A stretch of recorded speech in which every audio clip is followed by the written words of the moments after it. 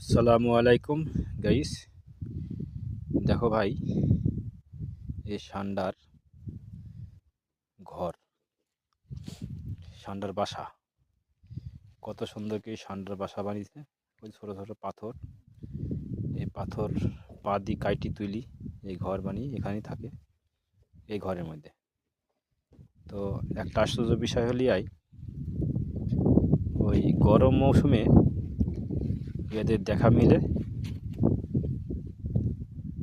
আর শীত মৌসুমে এদের দেখা মিলে না। গরম মৌসুমে ওই ঘাস, পোকামাকড় এইসব খাই বেড়ায়। পানি কোথায় খায় না খায় সেটা জানি না, তবে শীত মৌসুমে এরা দেখা মিলে না। এরা কি খায়, কোথায় থাকে, কি খায় বেঁচে থাকে, একমাত্র উপর আল্লাহই ভালো জানেন।